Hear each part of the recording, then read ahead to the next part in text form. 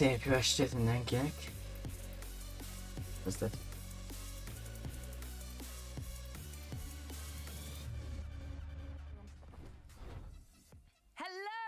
Welcome to the FNCS Grand Finals. It's day 2, and you know what that means? Itt vagyunk a második napon mi is.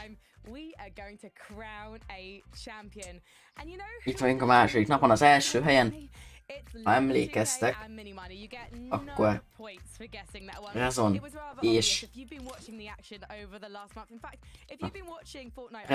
és Védál álltak. Mindjárt meg is mutatom nektek a leaderboardot itt Fortnite-on belül. Itt van a leaderboard, ugye Rezon áll az első helyen, aztán Tayson és Vino, Malibuka, Merstech, Peasy, Thomas HD, Pablo Vingu, Bevi Saint, Volko, Vortexer, Sping, Mixon. Itt vannak az első meccs nyertesei, utána nem jött össze nekik tegnap a dolog. Aztán itt van a kimondhatatlan nevű ember és Cade. Ők is egész jó helyen álltak az első két meccs után, azonban utána nem nagyon jöttek össze nekik a gémek. Itt van még iDrop és Nebs. Nekik se jöttek össze úgy a dolgok, hogy akartak. Itt van Janice és Flixi, tegnap ők a második game után az első helyen álltak, majd utána lebuktak az 18. helyig. Lejjebb még megtaláljuk Pinket és Vikót, akik tegnap nagyon sokat harcoltak off-spawn. És kétszer meg is haltak. Itt látszik, egyszer 50-ek, egyszer 47-ek lettek, valamint az utolsó mérkőzésükben. Ha emlékeztek, akkor ott el tudtott menekülni még az egyikük. Nem valószínű, de ha jól emlékszem, Vikó, de utána sajnos ő is meghalt. Szóval nem jött össze nekik úgy a dolog, ahogy akartak. Itt van Kami and Seti, nekik se jöttek úgy össze a dolgok. Ők is két nagy játékos, de nem jöttek az eredmények, nem jöttek a killek, a placementek se igazán. 110 ponttal állnak a 26. helyen. Talán még lehet esélyük közelbe kerülni itt a top 10 környékére, csak 70 ponttal vannak lemaradva a top 10-től. Az egy jó game-mel meg is lehet nekik. Aztán itt lejjebb megtaláljuk, hogy a 40. helyen Mongrált és Mr. Savage-et. Nekik egyáltalán nem jött össze a tegnapi nap. Egyszerűen, nem őket akartam nézni, hanem Mongrálékat. Nekik nem jött össze egyáltalán tegnap. 49, 46, 48, 50 és 43. helyen haltak meg. Aztán sikerült szedniük egy 7. helyet. Mongrálnak a végén szólóba kellett klácsolnia egy rövidebb ideig, hogy meglegyen az a 7. helyük. 70 ponttal 40. helyen állnak. Innen nagyon-nagyon nagy comeback kell nekik, hogy bekerüljenek akár a top 10-be, vagy a környékére. Azonban ugye a mai nap dupla, vagyis hát nem dupla, hanem másfélszer ennyi pontot osztanak mindenért. Tehát tegnap egy kill 4-et ért, ma viszont már 6-ot ér. Bazd meg, be van akadva a kép. Semmi baj. Itt, most már jó. Tehát, amint látjátok, itt már 6 pontot ér egy kill. Azonban menjünk is vissza. Nem ide, hanem ide.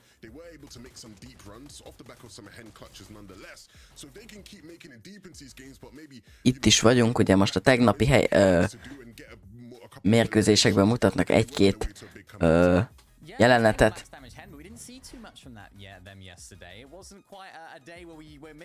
Éppen Henékről beszélnek, hogy nem sikerült nekik úgy a tegnapi nap, hogy szerették volna, őket el is felejtettem említeni.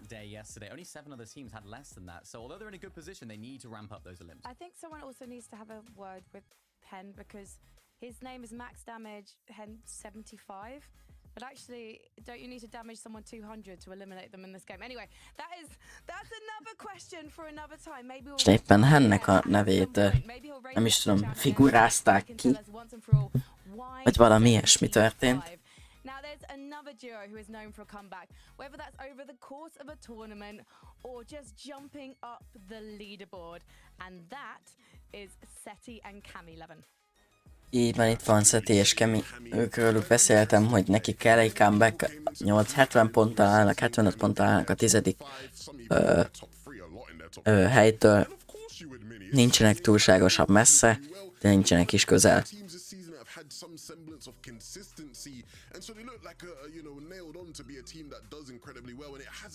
Ők ugranak ide a mob szélére, a közel, viszonylag közel a Snooty Stepshez, bár nincsenek is túlságosan. Hoppá. Ezt tegnap nem is vettük észre, hogy ugye ők ott vannak amellett a kis szigeten, a szigeti ház mellett, ahova pedig Noah Riley és Aqua ugrik, és sikerült őket kontesztelniük, és hát nem kontesztelni, hanem megölni őket. Miután gondolom kilőtolták az ő helyüket, azután oda mentek és legyilkolták őket. Mai nap is nézni fogjuk szintén Mongrálékat, Mr. Savage-et, Rezont és Védát. Ugye ők együtt vannak, Mr. Savage és Mongrál is együtt van. Szóval ez a két csapat, aki streameli a döntőt. Ez a kettő csapat van. Mindössze, akit tudunk nézni. Yeah, I don't want to put the cart before the horse. There's another one of my classic old person idioms. But maybe season 1 isn't going to be Camisetti's season. But I have no doubt as we go through the competitive year, this is a duo that is undeniable. I can't wait to see how they do going forward. You know what? I can't wait to see how they do today. However, did they make the top 10 yesterday? Let's take a look at the leaderboard. We'll see some duos on there that you know and love. And Itt van ismét a leaderboard. Védel és Rezon van az első helyen. Mindössze viszont csak 7 ponttal előzik meg Vinót és Tayson-t. Ugye itt még teljesen nyitott a csata kettejük között. Monaco, Mercedes és Malibuka sincs túlságosan messze, 268 ponton vannak. Nekik már kicsit nehezebb lesz oda kerülni, hogyha Védálék és Rezonék, valamint Taysonék és Vinóék nem hibáznak, akkor nem nagyon tudnak már közel kerülni, azonban egy győzelemmel és az első két csapat bukásával bármikor megelőzhetik őket. Tegnap, ha jól emlékszem, 6 különböző csapat nyerte a 6 különböző gémet. Kíváncsi vagyok, hogy a mai nap olyan ugyanez lesz a helyzet, avagy mind a 12 meccset tudják 12 különböző ember nyerni. But these guys have stuck there. We'll see how they do. Obviously, landing towards the north of the map, they're sort of around, the likes of Eclipse and Dexy, Queasy and Thomas. That sort of fight at Lavish Lair was one that they were doing a great job of sort of third partying at times, right, and trying to get Surge there. So definitely an interesting team. But honestly, man, I think the team everybody's eyes have been on, Verdil and Reason up in first place. I mean, talk of surprises, I definitely did not expect to see them there, Mini. Yeah, I didn't either. Even on socials, I was looking. Vadil said, I don't know how I'm in first, but we're in first. We're here and we're ready to go. It was an interesting day for them yesterday. They didn't have any massive pop-off games, right? We didn't see a massive victory out from them. We didn't see a victory out from them at all. But they were really solid in their game plan. They didn't have a single game where they had no points. They always got into that placement points. They always had some eliminations as well. And just the way that they were playing was really, really nice. They had a veszem ki, akkor most arról beszélnek, hogy az első helyen lévő csapat Védel és Rezonéknak nem volt olyan gémjük tegnap, amivel nem szereztek volna placement pointot, tehát mindig oda tudtak érni. Nem contest, nem haltak meg oszpon. Ők, ha jól emlékszem, a Snooty Steps-be ugranak, úgyhogy övék elméletileg a Mythic Pump Shotgun, valamint a medál, ami a bottal jár. Kíváncsi leszek, hogy a mai nap itt tudnak alkotni, vajon rájuk ugranak-e, esetleg nem emlékszem, hogy contesztelik-e őket instant, vagy csak esetleg többen ugranak majd rájuk. Ezt nem tudom, hogy mit mondtam most az előbb. Everybody was struggling with early surge. Like, if you can tell me, really good teams that weren't struggling with early surge, it'll be hard to come by. But then once they sort of understood the assignment, Veno did what Veno does, right? Veno was tied for the most snipes yesterday, right, with 11. He was spamming that sniper rifle. Tayson was setting them up to play for high ground a lot more, which was part of the friction they were having as a Így team. igaz, Beno és Tayson tegnap egy nagyon nagy comebacket toltak az utolsó két gamebe, ha jól emlékszem. Az utolsó gémet meg is nyerték, ezzel sikerült fölkerülniük a második helyre, mert azelőtt pedig nagyon rosszul álltak.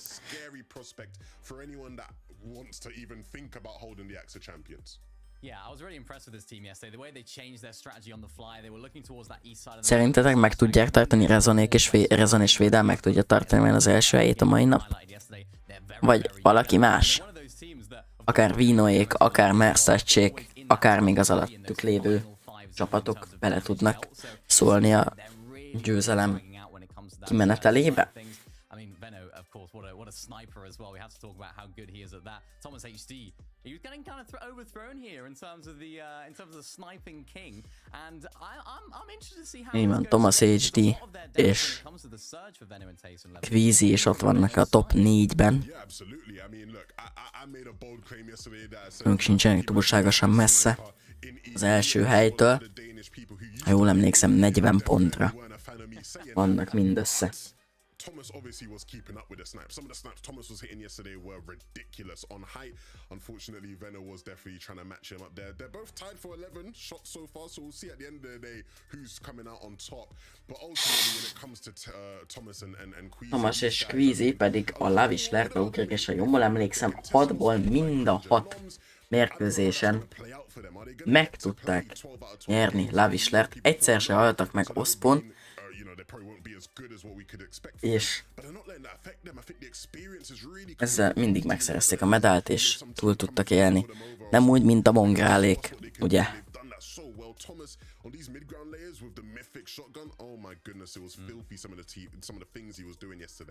It was absolutely insane. I think being contested has actually benefited this team. They only went down off spawn twice yesterday, and they're a team that have just been able to make it to the end game when they do make it off spawn in a really good way. I was looking back at their games as well. They played a game on low ground, a game on mid ground, and a game on heights. They seem to be able to do it all. This time last year, boys, we got to witness one of the great showdowns in a major.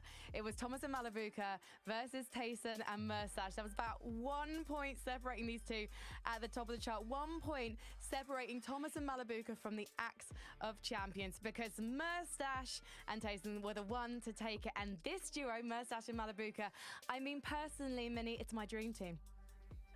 Yeah, I think this is a duo that really are looking good right now.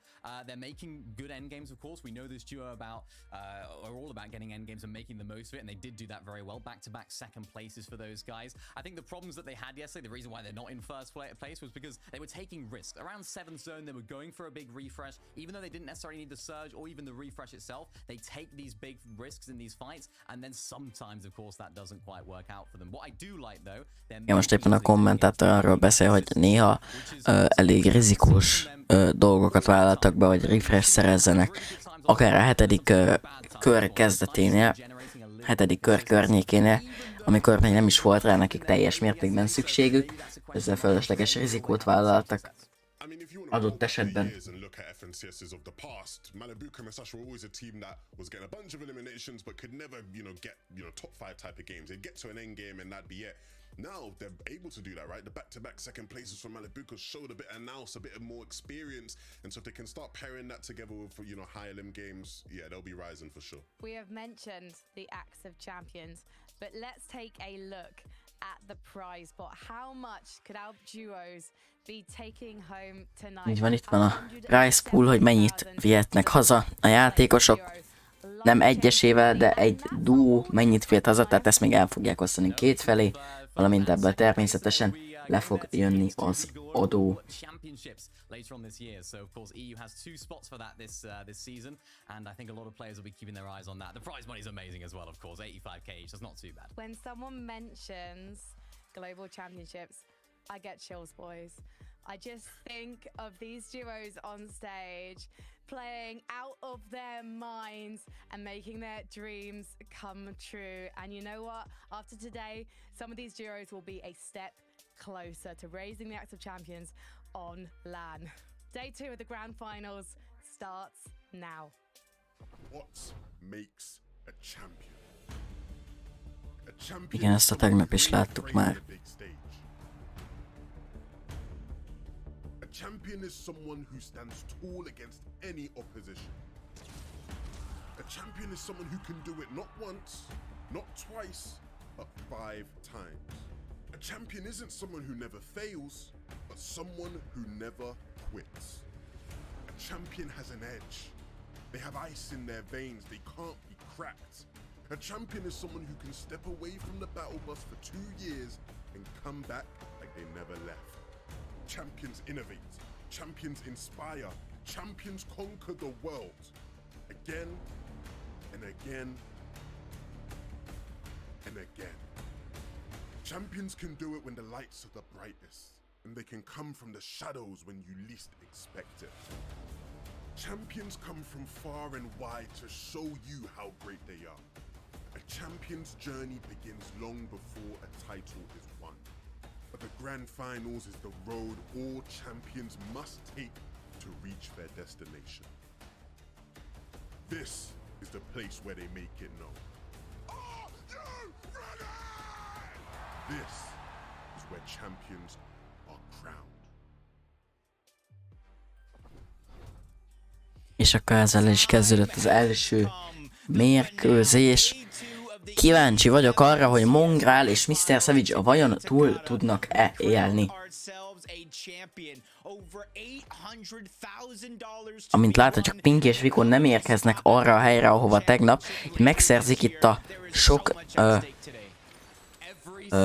Barrelnek az előnyét, és egyből kifarmolják maguknak a 100 shieldet. Queasy és Thomas és D ismét ugyanazzal a duóval áll szemben Lavish Lerben, mint tegnap, aki nem más, mint Cringe és a csapattársa. Vajon meg tudják-e ma is nyerni mind a 6 mérkőzésben Lavish Lert, avagy a mai nap elbukják néhányszor? Is cringe. He was kind of struggling in these off spawns, and it wasn't necessarily because of Thomas and Queasy. Azonban Cringe és Noms már eláll ettől a helytől, továbbállnak, avagy csak óvatosan közlekednek. Queasy és Thomas ezt úgy látszik még nem vették észre, mert még óvatosabban közlekednek.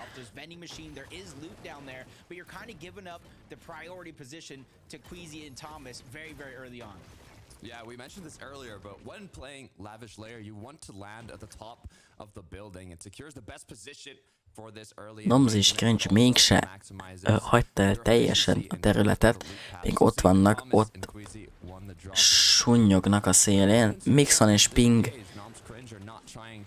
ide ugrottak ide a, nem is tudom, favágó telephez, vagy nem tudom ez most éppen micsoda. Azonban már harcba is keverednek Lunax és Moon. Ping lemegy 60 HP környékére. Mixonnak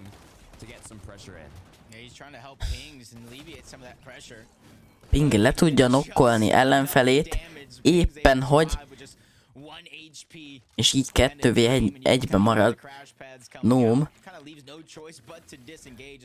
Azonban eláll ettől a harctól, és így Ping és Mixon már meg is szerezték valószínűleg a kellő Storm Surge damage-et egy ideig. Ez jól jött nekik, de úgy látszik, hogy ők nem akarják annyiban hagyni ezt a csatát. Azonban Pink és Vico meghal ismét ugyanattól a csapattól, aki a tegnap is kontesztelte őket. Kiro és Kidútól meghalnak ismét. Ezzel nem indul nekik túlságosan jól a mérkőzés. Pont erről beszéltem még a meccs kezdete előtt a felvezetőnél, hogy kell nekik egy nagy comeback, hogyha közel akarnak kerülni a nagy pénznyereményekhez. Hát ez egyelőre nem úgy tűnik, hogy sikerülni fog nekik. Közben Noms és Cringe mégse hagyták el teljesen Lavish Lert, és visszajöttek Thomas HD és Queasyhez, azonban most úgy látszik, hogy ismét kihátráltak, egy crashpadet felhasználva eltávolodtak a helytől, de elképzelhető, hogy ismét visszatérnek még. We saw here Thomas and Queasy. Looks like it was actually Noms and Cringe who built on top. És úgy tűnik, hogy ismét jönnek vissza, közben Tayson és Vino itt vannak a Grand Glaciernél, teljesen egyedül, uncontested az egész hely, megkapták maguknak. Ha ezt esetleg egy-két játékos megtudja, és megtudja, hogy ez a két játékos van itt, akik a második helyen állnak, lehetséges, hogy ők ugyanúgy, mint ahogy Jenis és Flixi contestelve lesznek, mert tegnap ugye Jenis és Flixi megnyerték a mérkőzésüket, a második gémet, és utána contestelve lettek, és meghaltak egymás után 4 mérkőzésben szinte a legelején. Tehát ez is elképzelhető, lehet. Tayson közben észrevette embereket, a OG-vét és T-Jinót, vagy nem tudom, hogy kell mondani a nevét.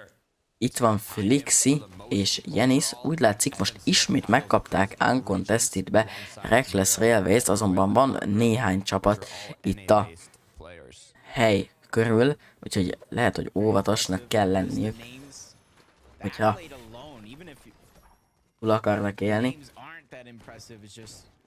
Nem biztos, hogy ez egyébként így marad végig, hogy megkapják uncontested-be a helyet. Thomas HD közben megpróbál beugrani a boxba, azt nem veszi észre azonban, hogy mögötte van a csapattársa, de ez nem is az a két játékos, akik ideugrottak, hanem az tegnapi első meccsnek a győztesei, Loki és Shahah, vagy nem tudom, hogy kell mondani pontosan, valaki segítsen ki.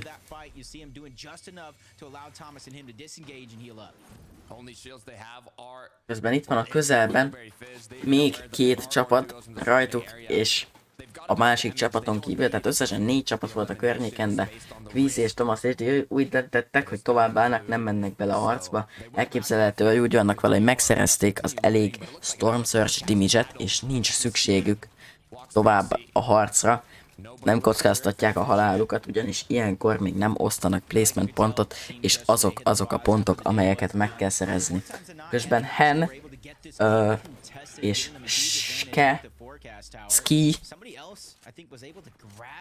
harcolnak a toronyért, meg náluk van a high ground, azonban Voxnál és Pixie-nél van a mythic shotgun, valamint a lila Scar is ott van a zsebében, 2 medkit, 4 crashpad és egy 95 töltéses Flowberry Fizz. A távolban láthattuk Rezont és Védált. Ők valószínűleg ugyanúgy Snooty Steps-be landoltak, de nem valószínű, hogy harcoltak a shotgunért, ugyanis nem lenne túl sok értelme. Szerintem ők ezt nonverbálisan megbeszélték egymás között, úgymond a csapatok, hogy egyik fele a Snooty Stepsnek Rezoné és Védálé, a másik fele pedig Voxé és csapattársai.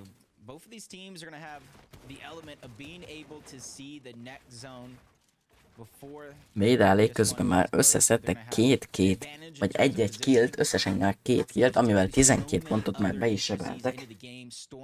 Kíváncsi vagyok, hogy Mongrál és Mr. Savage hogy áll. Hát halottan. Azt látom, hogy halottan. Valószínűleg ismét elvesztették az 50-50-et, a 50-50-t ellenfeleikkel szemben, és így hamar a lobbyba kerültek, valószínűleg akár killek nélkül is. Ez semmiféleképpen nem előnyös számukra, ugyanis így még jobban megnehezítik a saját dolgukat. Nem tudom, hogy mit tudnának csinálni az érdekében, hogy ez ne legyen így. Even with how drastic Storm Surge has been with, sometimes we're seeing 12, 15 people that need to go down before it deactivates. Getting that early surge is so important, but you gotta be able to keep the flow going throughout the course of the game. Even if the first couple zones you are ahead of surge, we've seen teams fall behind at a moment's notice. As we jump on board Vortexers and Voco. Itt van Volko és Vortexers, ők is elég jó helyen állnak, 249 ponttal, olyan 5.-6. hely körül lehetnek, és ők is próbálnak Storm Surge-et szerezni, azonban nem tudom, hogy mennyin állnak, vagy hogy ez azért megy egyáltalán, de valószínűleg a Storm Surge miatt felboxoltak, és próbálják a harcoló csapatokat lőni, közben Malubuka és Marstach közel kerültek Védához és Rezonhoz, két elég magasan álló csapat, elég előnyös pozíciót elfoglaló csapat, közben Taysont és Vinót láthatjuk, szintén harcolnak egy csapattal, Cade-el és a kimondhatatlan nevű emberre. Venó egészen lement HP ügyileg. Jó kérdés, hogy vajon sikerül-e nekik kivitelezni, vagy sikerül-e nekik megölni ezt a csapatot.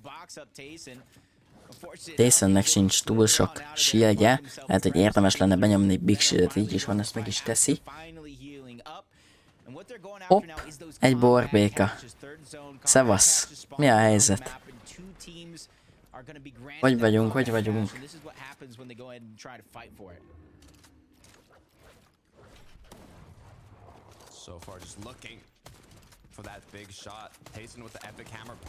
Tayson megpróbál átvenni itt a falakat. Nem minden rendben, köszi szépen. Meg vagyok. Mert ideje volt visszatérni itt a streamelésekbe. Aztán gondoltam, hogy most úgyis van egy jóféle Grand Finals, aztán érdemes ezzel indítani. Jaj, a bankot raboltunk, igen. Muszáj volt már, tudod, itt beújítani, meg ilyenek.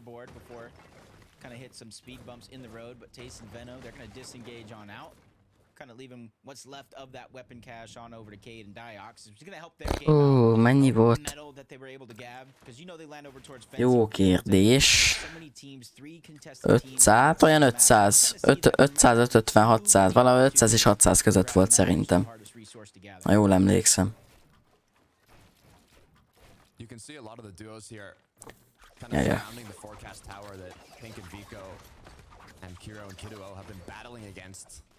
Almost all season long, but with the fight having ended so early on, there's nothing really to third party. Looks like Thomas and Queasy though are gonna get a free combat cash. Az a Fortius nagyon gatya. Egyébként annyira nem. A season elején én is azt gondoltam, hogy szar, de igazából a movement volt talán az egyedüli, ami nem volt olyan, nem volt jó. Aztán viszonylag egy picit sikerült rajta javítaniuk, valamint én is hozzászoktam, és a játékosok is hozzászoktak, és annyira már nem rossz. Szerintem. Nincsen vele túl sok problémám. Bár vannak elég idegesítő dolgok, hogy áll a gyerek a falad előtt, aztán átsétál bármilyen exploit nélkül akár, vagy túrja az SMG-vel a falat is át tud sétálni. Talán a másik dolog, amit még meg kell szokni, hogy van bullet drop az AR-en, az SMG-n meg a pisztolyokon, és távolra már nem lehet olyan jól lőni. Közben Venó és Tayson próbálja megszerezni a zászlót a szigeten, azonban ez nem lesz nekik túlságosan nehéz, mivel senki nem jön föl a szigetre egyenlőre, ugye ez egy ingyen capture lesz valószínű.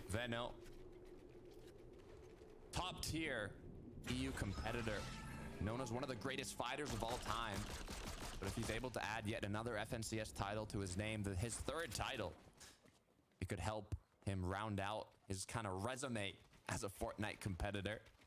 Giwa's Cherry now, 247 above the Storm Surge threshold. We've seen how dominant, how prevalent Storm Surge has been, especially in these grand finals with the amount of experience that's in this lobby. So seeing them already 200 above in this 4th zone, using that lock-on pistol, it's a great position to be in.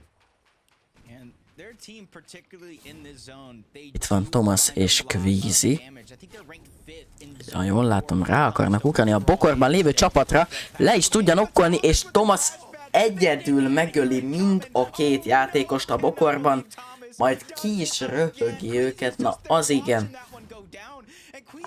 A Fizz Shockwave a Fizz Crashpad kombóval ráment, becsúszott a bokorba, majdnem ha jól láttam, maximum damage-et kiosztott a pumpshotival, majd utána letúrta mind a kettejüket, és megszerezték ezzel valószínűleg a bőven elég Storm Surge sebzést sikerült szerezniük ezzel a 2 killel. Azonban közben Bevi Saint és Pablo Vingo is fightba keverednek. Bevi lemegy a földre, azonban ő is le tudott szedni még egy játékost. Pablo beugrik a dobozba, le tudja szedni a nokkost. 71-et sebez fehérbe, és kivégzi végül az ellenfél játékost.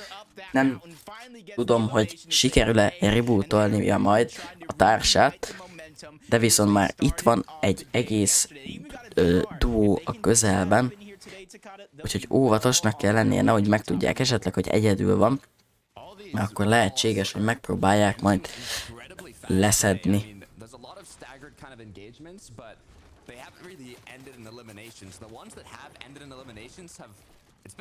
Itt van Mörstach és Malibuka, egyelőre nincsenek kijeik. Nincsen semmiük. Csak egy lila pump shotgun és a Mythic Scar, ami elég sok minden, de pontot még nem sikerült szerezniük ebben a mérkőzésben. 140-nel vannak a damage limit fölött. Az valószínűleg egy ideig elég lesz nekik, bár lehetséges, hogy később majd még kell szerezniük. Sulival, Mizu? Hát semmi különös igazából. Jó tanuló vagyok-e? Nagyjából.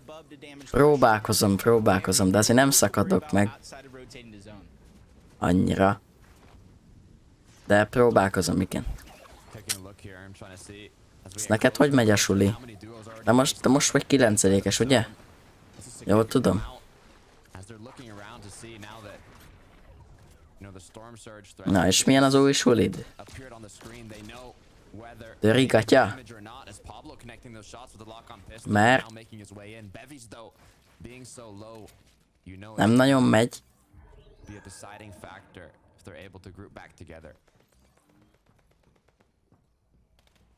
Sokat van anyag, vagy nem lehet megtanulni? Közben itt van Rezon. Ja, meg a tanár is. A tanártól sok minden függ, igen. Azért az elég nagy probléma, hogyha a tanár nem jó. Itt van Védál és Rezon, közben Védálnak nincsen túl sok HP-ja, kéne nekik valahogy vagy medkitet vagy bandageeket szerezni, akár a medkit lenne a legjobb.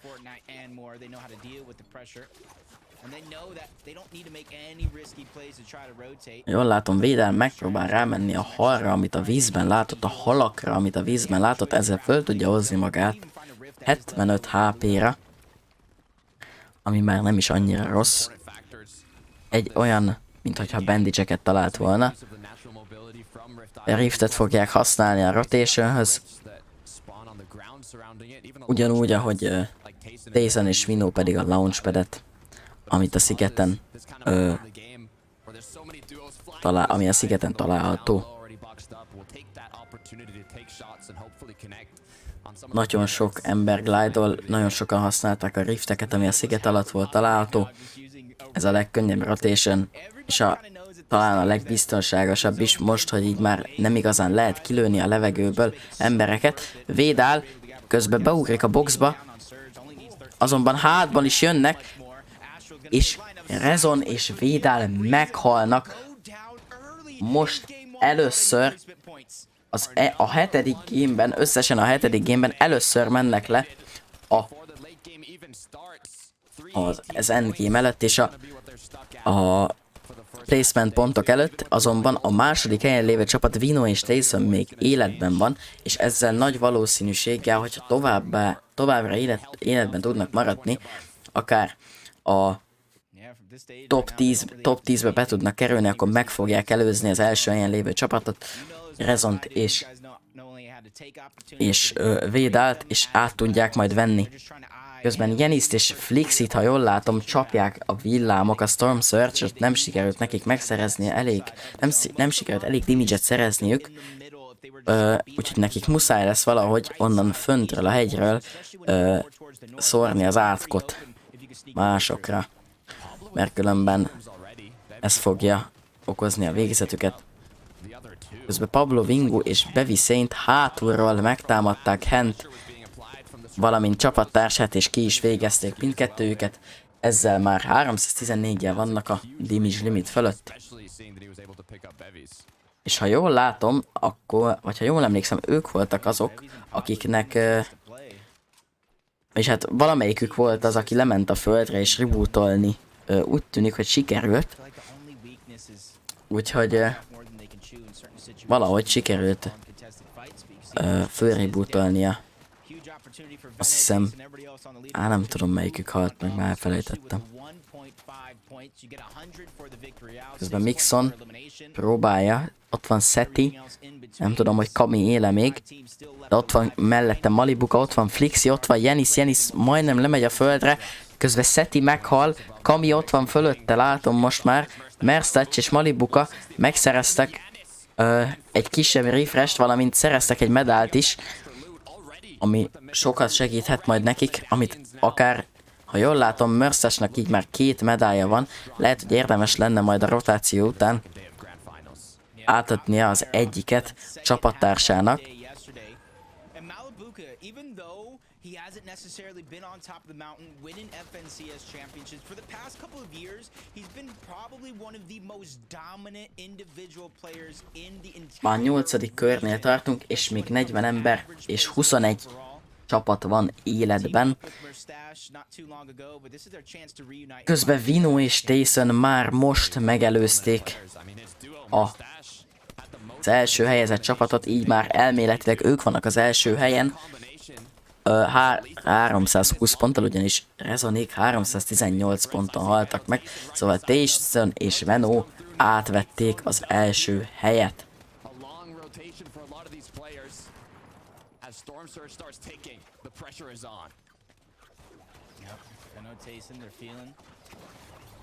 Right time to rotate towards the front side of the zone. You take notice, they're going to stay away from that ultimate low ground. They'll always try to find some layer that they can hang on to and an opportunity to go to the front side. He's trying to save Tyson. He gets the body through the box, but he is still knocked, and that team is still on the other side trying to break their way through. And there's even a threat at the bottom, but I think Veno has been done enough to buy the time to get an opportunity at the very minimum to get Tyson back. But you see the just in case, he's dropping the mats to give it extra on over to Veno, just in case he does have to abandon the play. Közben Tyson lemegy a földre, így észre se vettem.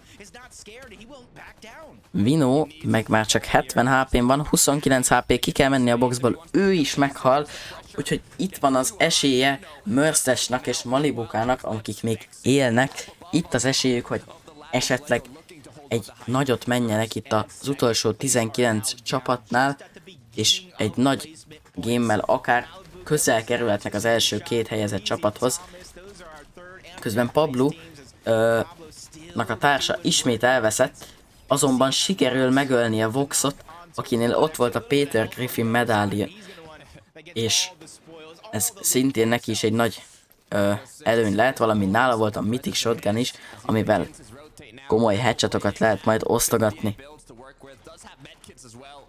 Valamint van nála 2 medkit is, és ők is már 308 ponton vannak. Itt van még Quiz és Thomas HD is, ők is 302 pontnál tartanak már, ők is közel kerülhetnek az első helyhez. Nagyon szoros lesz most ezután a game után a harc az első helyért, de még van ezen kívül 5, szóval még semmi nem dőlt el.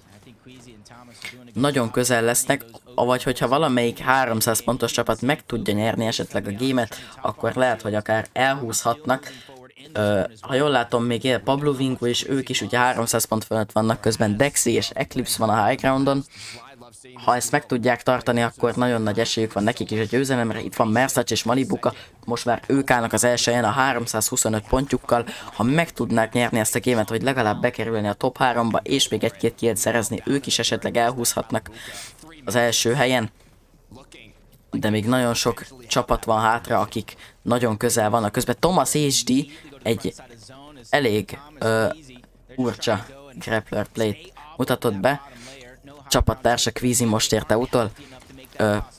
Pablo Vingunak elég nehéz lesz itt már pontokat szerezni, ugyanis egyedül van, nincsen túl sok materiája, méghozzá összesen 4 buildje van, el kell használnia viszonylag hamar egy medkitet, és utána már csak 4 buildje marad, valamint egyetlen egy medkitje. Így muszáj neki még egy-két csapatot megvárnia, hogy meghalljon. Közben Nate mellett van. Nate az a játékos, aki konteszteli mongrálékat annál a mongrálék kezdőhelyénél. Sajnos itt Pablo nem talált semmi értékes dolgot, muszáj killeket találnia, mivel nincsen semmije. Meg is van, 55 buildje van most már, be kéne nyomnia azt a medkitet, mert nincs túl sok HP-je. Esetleg megpróbálhatna frontzone menni, és akkor benyomni egy medkitet, hogy megpróbáljon túlélni. Közben Thomas és lement a földre, azonban Kvízi még él, medkitezik a Storm, most ér csak be, nincs több medkitje, szóval muszáj lemenni a low groundra, valamint 13 buildje van, úgyhogy muszáj lesz keresni egy killt, hogy refresh-elhessen. Pablónak ismét nincsen túl sok buildje, egyetlen egy buildje van, 13 fája. Muszáj ismét killeket szereznie, beesik a dobozába, nem láttam pontosan melyik játékos, de ismét szerzett egy kis matit, de megint elhasználta az összeset, mert nem talált túl sokat sajnos. Ott egy túlra próbált ráditelni, sajnos nem tud kimenni a Stormba. Ismét talál egy killt, már 371 pontnál tart.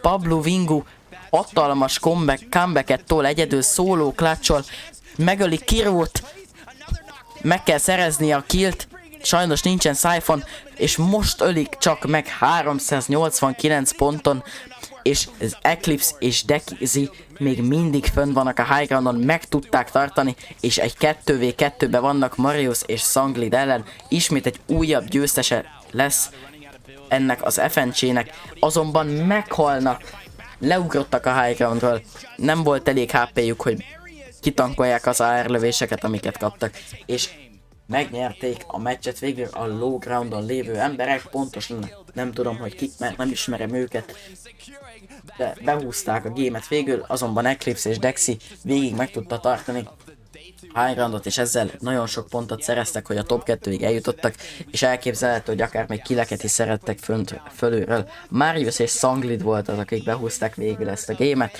Kíváncsi vagyok, hogy hogy áll most a leaderboard, úgyhogy nézzünk is be a játékba,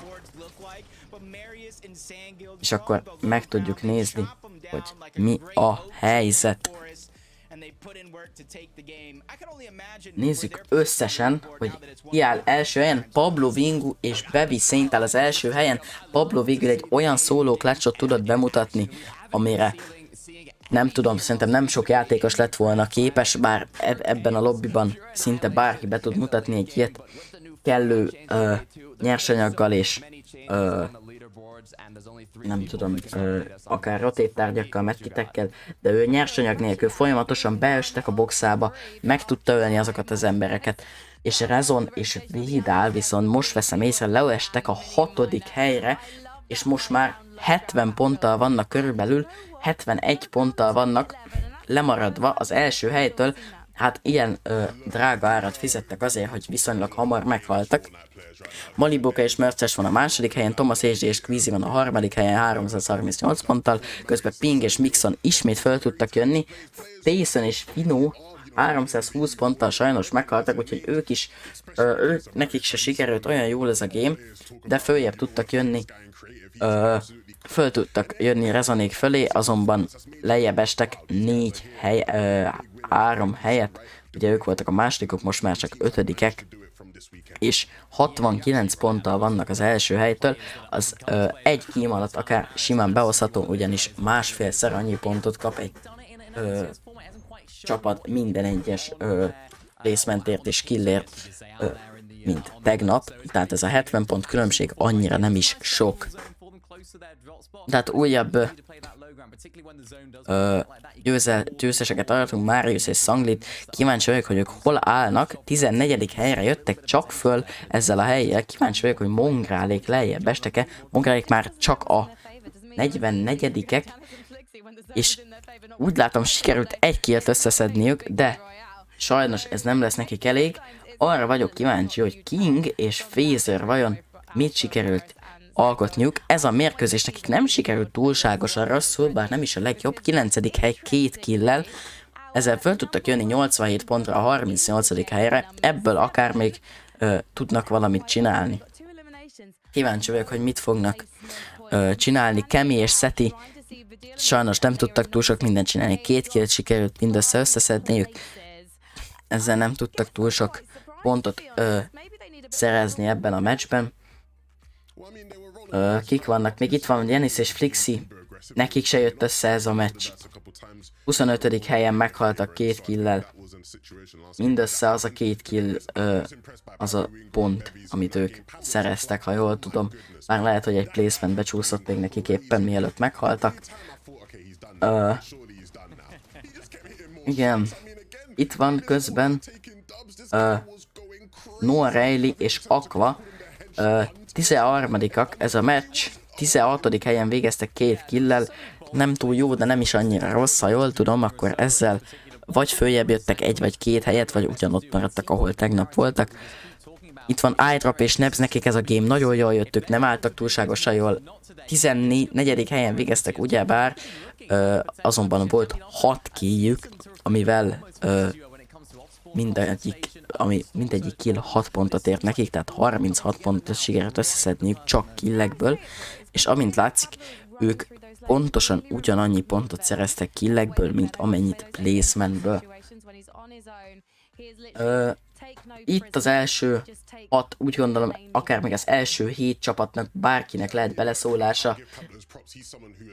Talán még a 8. helyen lévő csapatnak is. Azt gondolom, hogy az alatt már nem nagyon van reális esélye a csapatoknak megnyerni ezt az összecsapást, ezt a turnamentet, ugyanis 238 ponttal már több mint 160 ponttal vannak az első helyezett alatt. Tehát majd meglátjuk, hogy mit tudnak alkotni. Menjünk is vissza közvetítésre. Én pedig találtak egy kis szünetet, úgyhogy mindjárt jövök vissza, chat. You actually don't hear that team coming. Like, you literally don't see it or hear it coming at all. And so it's like a really crazy surprise play. We've not seen much of it on screen, but I'm glad we got to see it once because a couple teams have been playing around with it. Obviously, Thomas combining it with the Flowberry Fizz, which was nice. It gave him a bit extra distance. But yeah, Queasy and Thomas still are going to be a threat today for sure. Yeah, and it's exactly the type of player that you want on the other end of that Flowberry crash pad, right? You want it to be Thomas HD getting into that bush, not only just seeing the team in there, also hitting a max damage, 173, whatever that was, then connecting with the assault rifle shots, hitting double headshots on the next player. That was absolutely spectacular. And we talked about how good Thomas HD is and has been this season in that duo. So although that game wasn't necessarily the best for them, even though it was a nice zone for them, I'm expecting big things from this duo because when you got someone on your team that can pull that out of the hat, anything can happen. The more Danish players, the better. I do want to propose something though, boys. Can we call that move the baby bouncer? Because they're on the junior crash pad. No, we're not. So like you grab your baby bouncer and you bounce into the... Should we just call it the Flowberry crash pad? Or the baby boomer, you jump on the baby crash pad and then you can do it without the Flowberry. People do it without the Flowberry as well. You can just do it with the crash pad. If you line it up and you sprint jump, it's like 190 meters. It still works. So yeah. Do we need a name for it? Can it just be crash pad onto someone's head, into max damage pump, into elimination? Baby boomer. If you want to say that every time, Minnie, feel free to say that every time. You jump on the baby and then you boom shakalaka into their faces. Just like Atya Isten, miről beszélnek itt? into ring game number 8. Take it away, Jacob and Takata, please. Look, that was a whole lot of yapping, Jacob. But what I'm interested in is game 2 of the EU FNCS Grand Finals. Explosive start to the day. Pablo, I mean, Headhunter, what did we witness in that late game? We witnessed somebody steal the show. Ended up in a 3rd place from 5th to 1st after that huge solo clutch. If any time is to look Igaz, back most at a moment Pablo-ról and say beszélnek, ha that jól, is why he jól won tudom. FNCS. That's a big if. Don't want to curse him too early. That is the moment right there. Will we have more clutches with the next game ready? We'll see.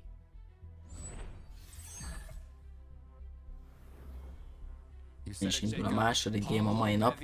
First place on the leaderboard now. Mustache, Malabuka in second.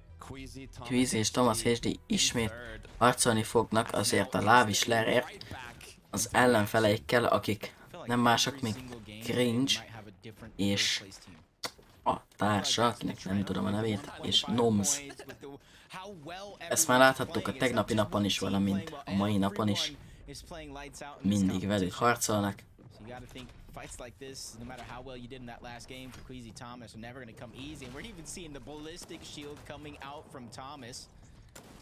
Doesn't have any close range, so it could be the play for him, especially with Easy-t Queasy lelőtték. down off spawn. Noms és Thomas HD és Queasy hamar lemegy a földre, és most az egyszer először ezen a Grand Finals-on Noms és Cringe megnyerik Lávislert maguknak, és Queasy és Thomas HD-nek ez nagyon-nagyon nagy veszteség, ugyanis ezzel, hogy elbuktak ilyen hamar, nagyon sok ponttal estek el akár az endgame-ben, amit akár az ellenfeleik az első helyi környékén kihasználhatnak, és elhúzhatnak tőlük messze, amivel elvetik tőlük az esélyt a végső győzelemtől. Elvetik az esélyt a végső győzelemre. Lehet, hogy jól mondtam elsőnek, aztán kijutottam rosszra. Na, itt van Mongrál és Mr. Savage. Vajon meg tudják-e nyerni? Na, Mongrál és Mr. Savage kivitelezni tudták az 50-50-et, és végre le tudták hozni a 2v2-t. Kíváncsi vagyok, hogy meddig fognak olyan túlélni. Mustache és Manibuka közben már itt lootol nagyban a Fencing Fields-ben. Már láthatjuk, hogy itt van egy másik csapat is, itt a Classic Arts környékén, közben a vasútállomáson megy a harc. Tini és Misha harcolt, valakivel meg is ölték, azonban a csapattársa Seiko, nem tudom kicsoda, már el. Tini and Misha are trying to chase it down, but I don't see crash pads, I don't see grapple blades. Even with a Flowberry Fizz is in his inventory, you kind of don't want to waste those when you can't really close the distance. So great awareness of the situation for Tini and Misha to just disengage. Tini és Misha nem tudják, hogy nincs már a házban. Mixon és Ping közben menekülnek, lehetséges, hogy valaki csészeli őket, bár lehet, hogy csak óvatosságban építenek maguk mögé és nézegetnek maguk mögé. Ők is 320 ponton vannak, nekik is még van esélyük a végső győzelemre, bár ahhoz jó gémeket kell futni és föl kell zárkózniuk a 389 pontos Pinguhoz.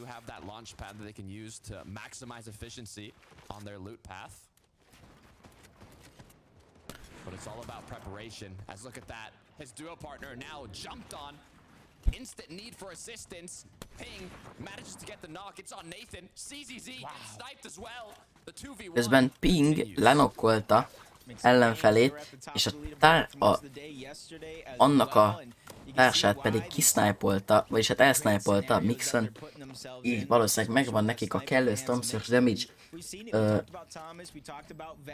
Legalábbis egy jó ideig nem kell foglalkozni a Storm Surge-el, és csak farmolhatják a matit és lootolhatnak. Manibuka és Merces közben megszerezték maguknak a széfet, nála van ismét egy lila sniper, lila shotgun. Itt van ugye nála a Mythic Scar is, valamint nála volt egy Grappler és egy darab Big Shield. Közben Vico és Pink ismét harcolnak Kiróval, és társával, azonban, ha jól látom, a társát már sikerült megölniük, és egy 2v1 helyzetben vannak, valamint a HP előny is náluk van, mind a kettejüknek több élete van, mint a másiknek, úgyhogy akár ha sikerülne beugrani a boxba, meg is találja a lyukat, nem marad túl sok élete, és le is tudják győzni 2v1-ben, azonban Pinknek eléggé lemegy az élete, de van náluk heal, és megoldják ezt a helyzetet. Előző gameben fordítva történt meg, fordítva sült ki ez a harc, Chico és Pink halt meg, azonban most meg tudták nyerni a harcot. Itt van a tegnapi nap első meccsének győztes csapata, Loki és Schach. Nem volt túl sok ammója az AR-jében, azonban volt nála egy Lega AR, alattuk pedig Robin Veka és nem tudom kicsoda.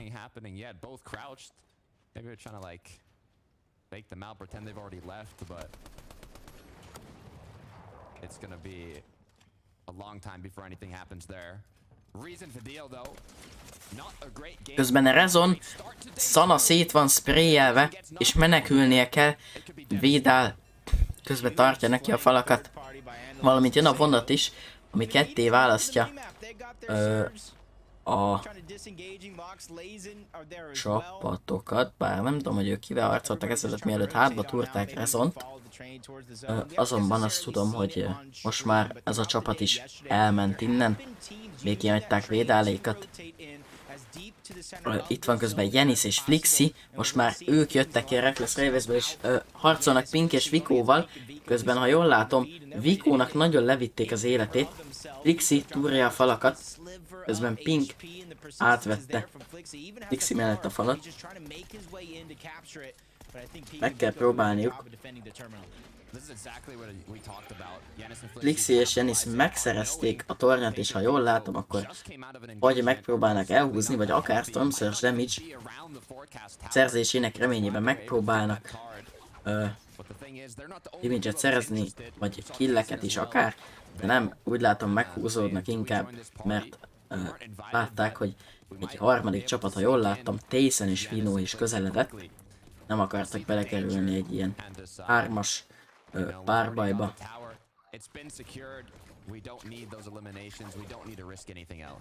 That's just literally quick thinking by Giannis and Flixi to be able to see that in the feed and then rotate straight on over to take control before Pink and Vico can actually get back on over there from their contested fight.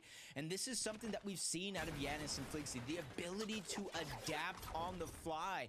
Flixi even getting his first VR in a finals lobby. They're just upward trajectory from there. They just need to have Vino lehetséges, hogy egyedül van, nem van társa, Taysen még életben van. Nem tudtam, hogy miért kempelt volna a bokorba. Elképzelhető, hogy megpróbál a sniperrel damage-et szerezni, keresi azt a csapatot, aki a toronynál volt, megpróbálja őket megkeresni, és megpróbál damage-et szerezni a sniperrel, ugyanis kell majd a Storm Surge-höz. Egyedülre nem jár túl nagy sikerrel, ugyanis nem látja a csapatot, aki folyamatosan távolodik el tőle. Ugyanis rotételnek körbe Reckless Ravens körül. Jól látom. Az lesz a terv. Közben Pablo Vingu ismét egyedül marad, lemegy a társa, bevisz Saint, és megpróbálja lehozni majd megint.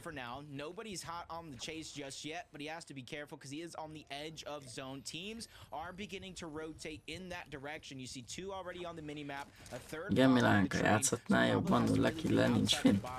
És ezt most kinek mondod?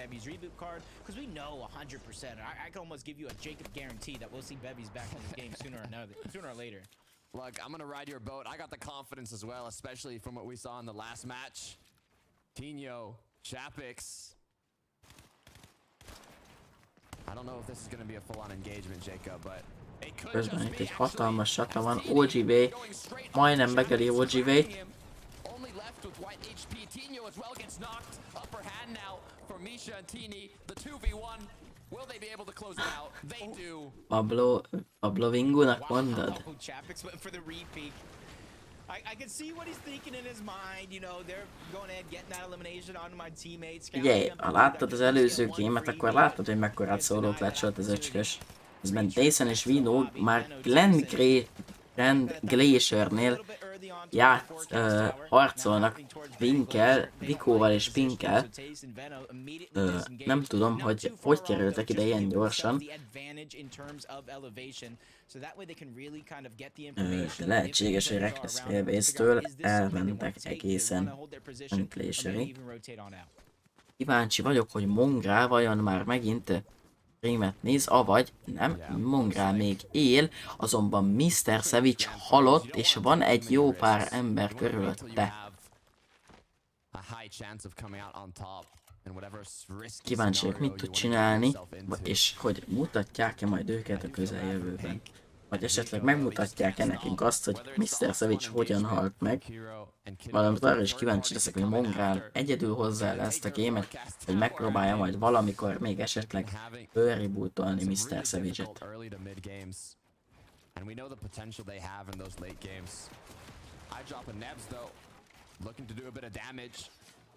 A Nightdrop és Nebs még egy egészen jó gémet mentek az előző.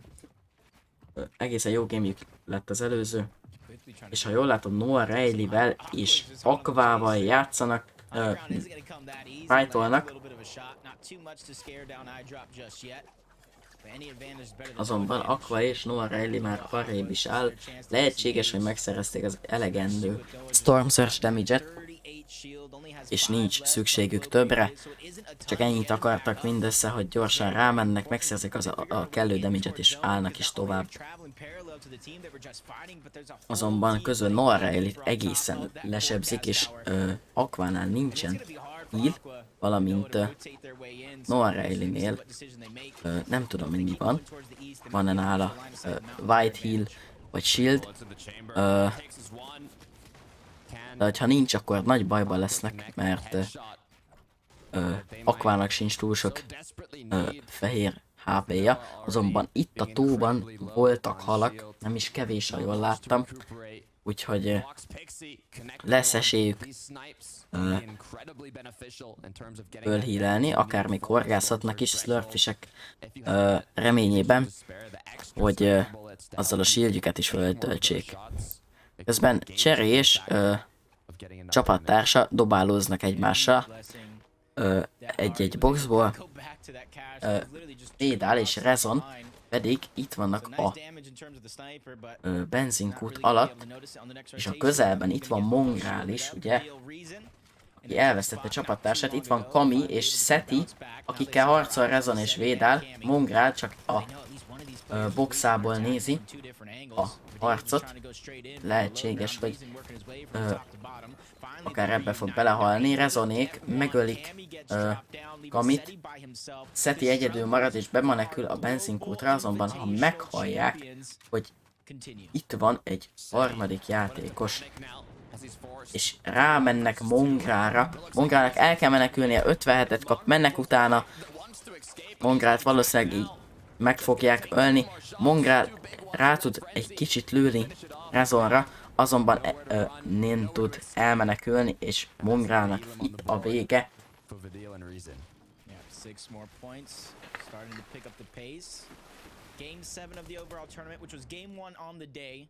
Ez nem sikerült nekik.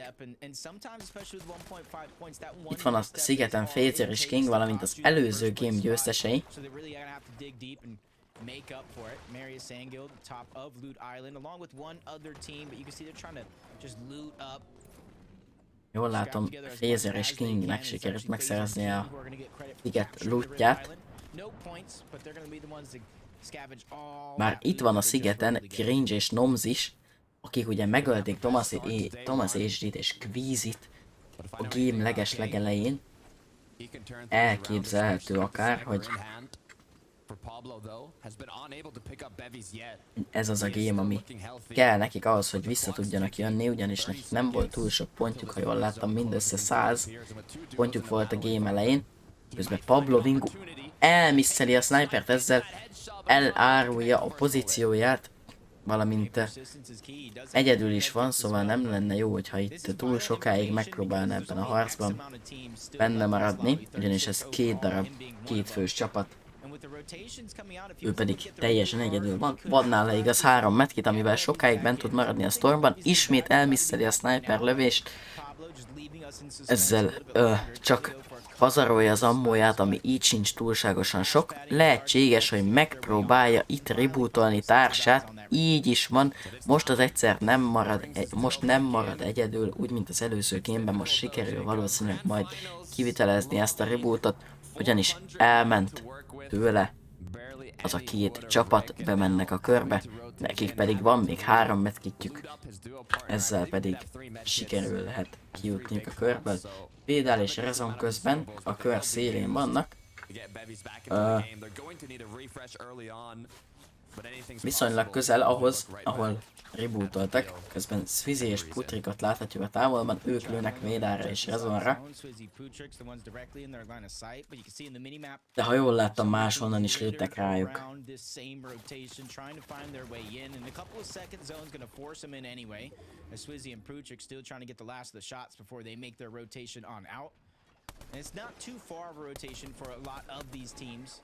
When you're rotating parallel with a lot of them, that's where it gets disastrous. Itt van közben Pablo Vingo, aki rebootolta a társát, és próbálnak bekeveredni a Stormba, azonban nincsen elég Stormos damage-ük, 22 vannak a limit alatt, ez a sniper shot nagyon jól jött Pablo Vingunak, de még így is, nem most már fölötte van, csak nem update-elt.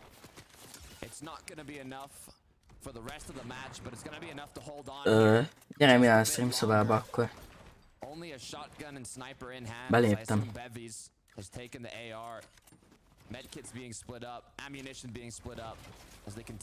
Egyetlen medkitjük maradt mindössze, úgyhogy be kell jutniuk a körben, mivel ezt már nem tudják sajnos elosztani. Közben Vico, vagy Venom és Tayson harcolnak Aquával és Noah Riley-vel. Taysonnek 16 HP maradt, le tudja vinni a földre Noah Riley-t. 11 HP marad mindössze, nem biztos, hogy meg fogja tudni szerezni a killt, el kell kezdenie medkitelni. Egyetlen másodperccel később kezd el medkitelni, és már meg is hal. Közben Aqua keresi, de nem találja Tayson-t. Aqua is és Tayson is elvesztették társaikat, mostantól egyedül marad, de Aqua meg fog halni a körben. Így van, meghalt a körben. És a medál ott van a földön. Nem volt valószínűleg HP híje, ezért kereste annyira Tayson-t, de végül nem sikerült megtalálnia. Most viszont megpróbálja valószínűleg fölvenni társának a kártyáját, és az utolsó medkitjét is elnyomja, majd utána valahogy be kell kerülni a dobozba. Közben Pablo lemegy a földre, és Bevi marad most egyedül. Valószínűleg itt viszont már nem fogja tudni rebootolni, úgyhogy most ebben a gameben Bevinek kell... Szia Milán egyébként. Ja, hello. Bevinek kell most ebbe a gamebe